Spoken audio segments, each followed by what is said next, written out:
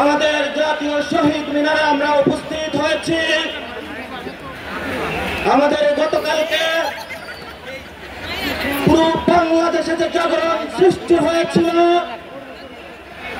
হাজারো শহীদ এবং আহতদের রক্তের উপরে দাঁড়িয়ে আমরা যে বাংলাদেশ বিনির্মাণের স্বপ্ন দেখেছিলাম, সেই স্বপ্ন গাথাগুলোকে একটি ঘোষণাপত্রের মধ্যে লিপিবদ্ধ করতে চেয়েছিলাম। সারা বাংলাদেশে যখন ছাত্র জনতার গণজাগরণ উঠেছিল,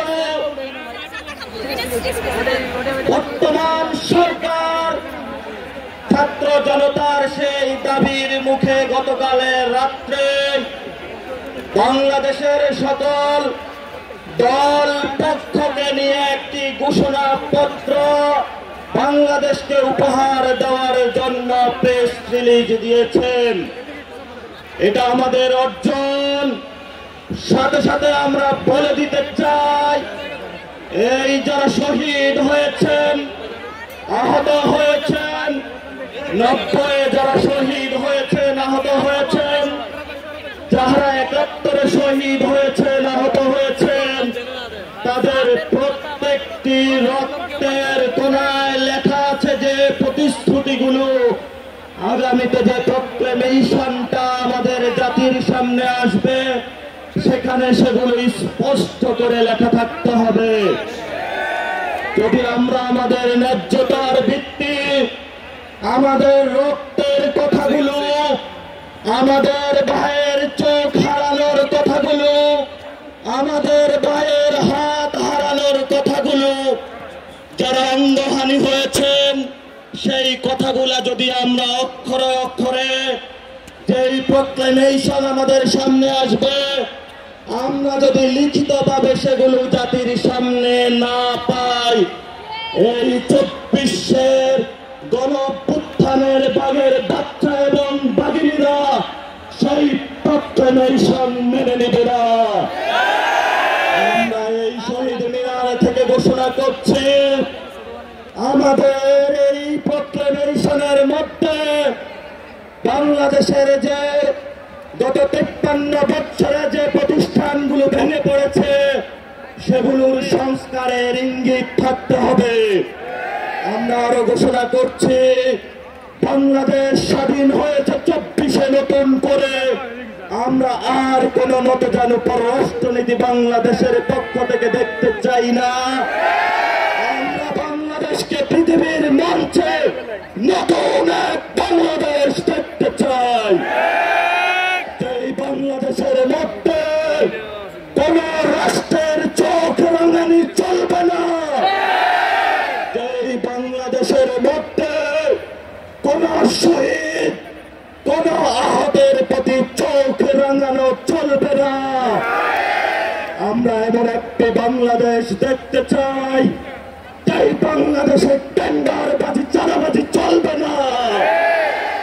আমরা এমন একটি বাংলাদেশ দেখতে চাই, যেখানে শহীদের বিচার এই বছরে আমরা একটি ভিজিবল রূপ দেখতে পাবো ইনশাআল্লাহ। আমাদের এখানে দেখতে পাচ্ছেন অসংখ্য আহত যোদ্ধারা একত্রিত হয়েছে, অসংখ্য শহীদের মা বাবা একত্র হয়েছে, যাদের সন্তানগুলোকে খুন করা হয়েছে, তারা এখনো সচিবালয়, ক্যান্টনমেন্টে, দেশের বিভিন্ন প্রতিষ্ঠানে, সঙ্গে ঢাকা বিশ্ববিদ্যালয়ে তারা ঘুরে বেড়াচ্ছে। আমরা ছাত্র জনতা থেকে সরকারকে হুঁশিয়ার করে উচ্চারণ করতে চাই, অতি দ্রুত ফ্যাসিবাদী যে ব্যবস্থা, সেই ব্যবস্থার বিরুদ্ধে আপনারা সক্রিয় হন। যদি আপনারা সক্রিয় না হতে পারেন, তাহলে 24-এর বাগের বাচ্চারা নিজেদের হাতে আইন তুলে নেবে ইনশাআল্লাহ। প্রিয় ছাত্র জনতা, আমাদের আগামীতে যে কাজগুলো করতে হবে, আমাদের বিচার প্রক্রিয়া সম্পন্ন করতে হবে বাংলার মাটিতে। খুনি হাসিনাকে বাংলার মাটিতে এনে বিচারিক প্রক্রিয়ার মধ্য দিয়ে বাংলাদেশে আওয়ামী লীগকে একটি বিচারের প্রক্রিয়ার মধ্য দিয়ে তাদেরকে খুনের দায়ে জনগণের সামনে উপস্থাপন করে নিষিদ্ধের প্রক্রিয়ায় আমাদেরকে যেতে হবে ইনশাআল্লাহ। আপনারা সেই যুদ্ধে প্রস্তুত থাকবেন কিনা? আজকের শহীদ মিনারে সবাই হাত তুলে আপনারা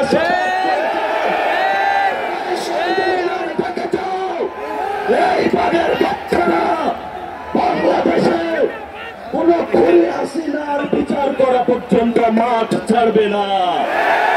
এই বাগের বাচ্চারা বাংলাদেশে যতদিন থাকবে ততদিন পর্যন্ত আওয়ামী লীগের কোন পুনর্বাসন হতে দেবে না। এই বাগের বাচ্চারা বাংলাদেশে যতদিন থাকবে ততদিন আমরা বিচার এবং সংস্কার প্রক্রিয়া শেষ করে ছাড়বো ইনশাআল্লাহ। আপনাদের জয় হবে। লড়াই শুরু হয়েছে, লড়াই চলবে। দেশের আনাচে কানাচে থেকে আজকে উপস্থিত হয়েছেন, আপনাদেরকে আমরা অভিনন্দন জানাচ্ছি। আমাদের সহযোদ্ধাদের উপরে গোপালগঞ্জে হামলা হয়েছে, তারা হসপিটালে গিয়ে চিকিৎসা নিয়ে আবার এই সমাবেশ স্থলে উপস্থিত হয়েছে। আমরা তাদেরকে অভিবাদন এবং সংগ্রামী শুভেচ্ছা জানাই। আপনারা আমাদেরকে গতকালকে রাতের আহ্বানে ঢাকায় এসে উপস্থিত হয়েছেন। জাতীয় নাগরিক কমিটির সদস্যবৃন্দ যারা রয়েছেন, আপনারা একটি ঐতিহাসিক লড়াইয়ের মধ্য দিয়ে যাচ্ছেন। আপনাদেরকে ইনশাআল্লাহ এই বৈষম্য বিরোধী যারা ছাত্ররা নেতৃত্ব দিচ্ছে, আগামীর দেশ গঠনে আমরা বৈষম্য বিরোধী ছাত্রদের নেতৃত্বে কাজ করবো ইনশাআল্লাহ। বাংলাদেশ জয় হোক, ইনকিলাব জিন্দাবাদ, মুজিববাদ মুর্দাবাদ। আসসালামু আলাইকুম ওয়া রাহমাতুল্লাহ।